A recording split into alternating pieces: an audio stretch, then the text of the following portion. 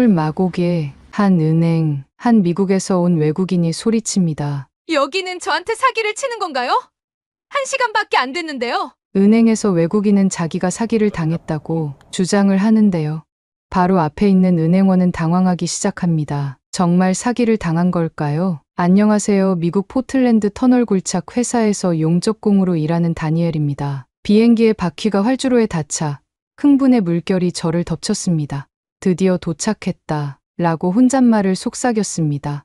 거대한 인천국제공항을 통과하는 동안 저는 그 웅장함에 감탄하지 않을 수 없었습니다. 세련된 건축물과 북적이는 상점, 그리고 그 거대한 규모에 압도당했습니다. 하지만 가장 인상 깊었던 것은 사람들의 따뜻함이었습니다. 공항 직원부터 파트너 협력사까지 모두가 미소로 저희를 맞이해 주었습니다. 제가 기존의 한국에 대한 인식과는 완전히 다른 느낌이었습니다. 저희 동료들이나 친구들도 한국은 솔직하게 잘 몰랐습니다. 현대자동차도 일본 회사인 줄 알았으니까요. 공항도 솔직히 미국에 비하면 낙후되어 있을 거라 생각을 했어요. 하지만 정말 놀랐습니다. 그리고 한국에서 처음 탄 것은 공항 버스였습니다.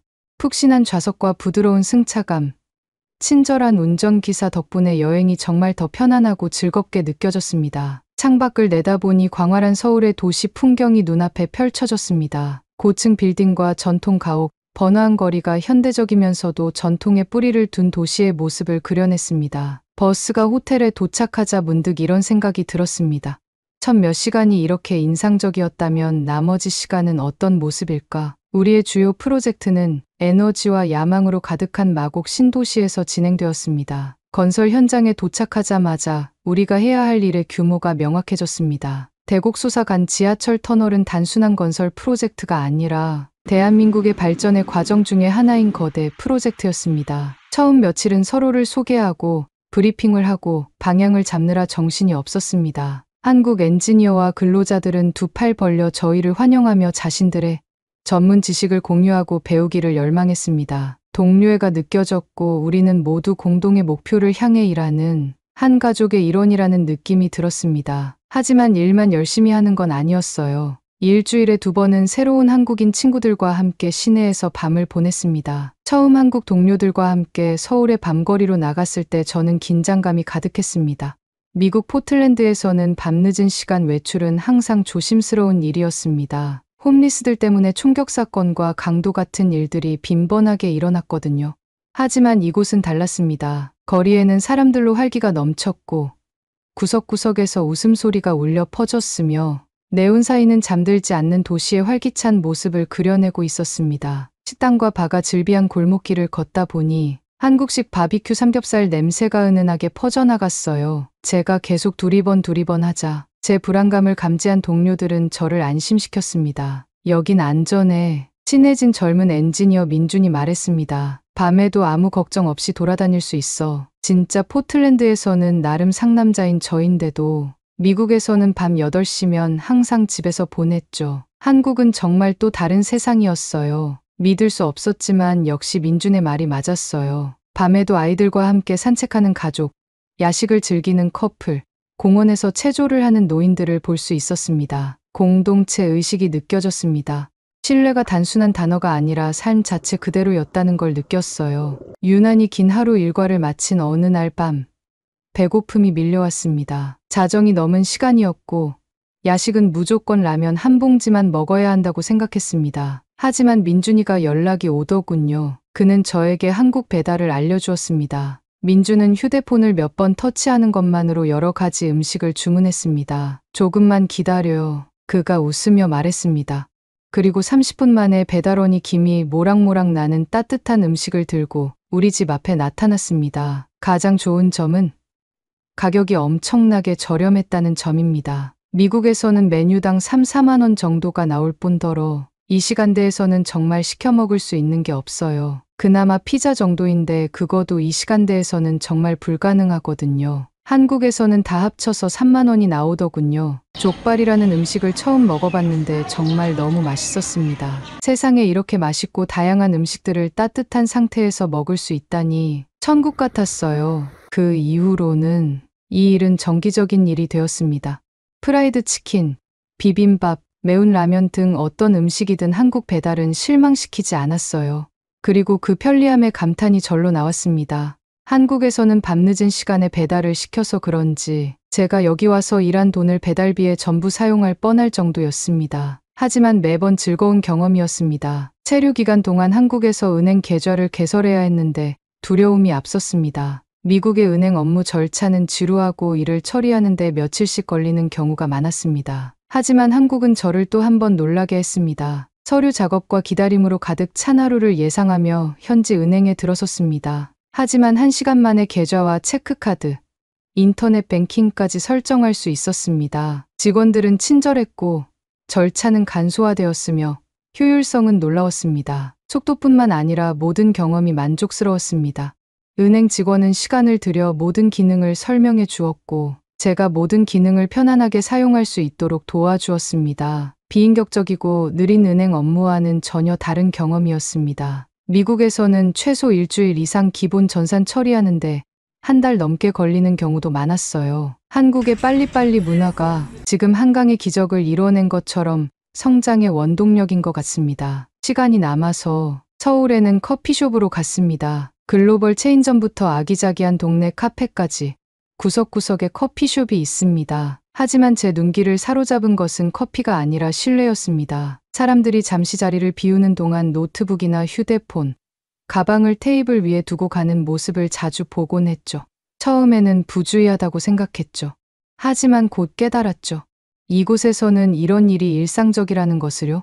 사람들은 서로를 암묵적으로 신뢰하고 있었습니다. 정말 포틀랜드 미국에서는 상상도 못할 일이었죠. 어느 날 저도 용기를 내어 화장실에 가는 동안 노트북을 테이블 위에 두고 나왔습니다. 돌아와서 보니 노트북이 그대로 있었습니다. 전 이런 도시에 스며든 신뢰와 존중의 문화에 대해 많은 것을 보여준다고 느꼈습니다. 며칠이 지나고 몇 주가 지나면서 저는 한국과 사랑에 빠지고 있는 제 자신을 발견했습니다. 효율성, 안전, 사람들의 따뜻함 등 제가 알고 있던 것과는 전혀 다른 세상이었습니다. 그리고 이 새로운 세상을 탐색하면서 저는 궁금해지기 시작했습니다. 이곳을 집이라고 부를 수 있을까? 포틀랜드에서는 온라인 쇼핑은 가끔 하는 일이었지만 한국에서는 생활의 일부였습니다. 동료들이 다양한 사이트들을 알려주었고 저는 곧 그 매력에 푹 빠졌습니다. 그 다양성도 놀라웠지만 무엇보다도 제 마음을 사로잡은 것은 속도였습니다. 아침에 식료품을 주문하면 저녁이면 문 앞에 식료품이 도착하곤 했죠. 그리고 가격은 놀라울 정도로 경쟁력이 있었습니다. 쿠팡, 네이버, 쓱, 마켓컬리 등 정말 다양하고 미국에서 먹고 싶었던 음식들이 그대로 미국에서 바로 온 것처럼 신선하게 왔어요. 정말 감탄했습니다. 어느 날 저녁, 다음 날 동료의 생일을 위한 선물을 사는 것을 깜빡했다는 사실을 깨닫고 온라인 쇼핑으로 눈을 돌렸습니다. 놀랍게도 다음 날 아침 일찍 도착한 선물은 예쁘게 포장되어 선물할 준비가 되어 있었습니다. 그 효율성은 타의 추종을 불허했습니다. 한국에서 또 좋은 것도 있었지만 어려웠던 것도 있었거든요. 한국에서는 누군가를 맞이할 때에 공손한 인사부터 식사를 나누는 복잡한 의식까지 저는 열심히 배우고 적응하고자 했습니다. 물론 실수도 있었습니다. 남의 집 안에서 신발을 신고 들어갔거나 선배 동료에게 너무 아무렇지 않게 말을 건넨 실수 같은 것들 말이죠. 하지만 모든 실수는 이해와 부드러운 교정을 통해 해결되었습니다. 제가 만난 한국인들은 항상 자신들의 문화를 공유하고 싶어 했고 문화를 수용하려는 저의 노력을 높이 평가했습니다. 터널 프로젝트에 참여하면서 한국인의 직업 윤리를 가장 가까이에서 볼 수 있었습니다. 헌신과 존중, 그리고 융통성이 있었어요. 장시간 근무는 미국에 비해서 확실히 많이 했지만 동료들과 함께 나누는 푸짐한 식사와 유쾌한 순간도 많았습니다. 어떻게 보면 그만큼 돈을 많이 줬으니까요. 특히 직장에서의 위계질서 존중이 인상적이었습니다. 후배는 선배를 최대한 존중하고 선배는 그 대가로 인내와 배려로 후배를 다독여주거나 조언을 해줬습니다. 상호 존중과 직급에 상관없이 모두가 프로젝트의 성공에 중요한 역할을 한다는 인식이 바탕이 된 시스템이었습니다. 서울이 매혹적이었지만 저는 서울 너머를 탐험하고 싶었습니다. 주말이면 동료들과 함께 한국의 시골을 찾아 여행을 떠나곤 했습니다. 고요한 부산의 해변부터 역사적인 도시 경주, 활기찬 항구 도시 인천에 이르기까지 모든 여행지는 한국에 대한 새로운 시각을 제공했습니다. 풍경도 아름답지만 제 마음을 진정으로 감동시킨 것은 사람들의 따뜻한 마음이었어요. 해안 마을의 어부든 산골 마을의 상점 주인이든 그들의 환대는 진심과 따뜻함으로 가득했습니다. 한국은 축제의 땅입니다. 활기찬 설날부터 고즈넉한 추석까지 저는 이러한 문화적 화려함을 직접 체험할 수 있는 특권을 누렸습니다. 각 축제는 다채로운 색과 맛, 전통을 엿볼 수 있는 기회였습니다. 설 명절에 처음으로 한복으로 입었던 기억이 납니다. 한복의 복잡한 문양과 선명한 색감, 우아한 자태를 보고 나 자신보다 훨씬 더 큰 무언가의 일부가 된 듯한 기분이 들었습니다. 몇 달이 지나면서 한국은 계속해서 저를 놀라게 하고 매혹시켰습니다. 하루하루가 새로운 모험, 새로운 교훈, 새로운 추억으로 가득했습니다. 그리고 귀국 날짜가 가까워지면서 저는 제 인생의 방향을 바꿀 결정에 대해 고민하고 있었습니다. 한국어 실력은 아직 부족했고 열심히 배우고 싶다는 생각이 들었어요. 직장에서 간단한 대화는 가능했지만 더 깊은 관계를 맺으려면 한국어를 더 잘 이해해야 했습니다. 저는 현지 어학원에 등록하여 저녁에 수업을 들었습니다. 제 선생님인 지혜 선생님은 인내심이 많으셨고 지루한 수업을 재미있게 전달해 주시는 능력을 가지고 계셨습니다. 수업이 거듭될수록 한국어의 소리와 구조가 점점 이해되기 시작했습니다. 문장을 조합하고 질문하고 한국어로 농담도 하기 시작했어요. 캐주얼한 분위기에서 실수로 격식을 차려야 하는, 용어를 잘못 사용해 웃음이 터져 나오는 등 당황스러운 순간도 있었습니다. 하지만 이런 순간들 역시 배우고 성장할 수 있는 기회였습니다. 한국 친구들과 동료들은 항상 저를 지지해 주었고 부드럽게 지적해 주며 발전하는 모습을 칭찬해 주었습니다. 프로젝트 종료가 가까워지면서 앞으로의 과제에 대한 속삭임이 시작되었습니다. 몇몇 동료들은 귀국을 이야기했고 다른 동료들은 다른 나라에서의 일을 하려고 했습니다. 하지만 저는 다른 생각을 하고 있었습니다. 한국에 계속 머물면 어떨까라는 생각이 들더군요. 설레기도 하도 두려움도 있었죠. 저는 미국 밖에서는 살아본 적은 없었으니까요. 하지만 저는 한국 사람들, 한국 문화를 좋아하게 되었습니다.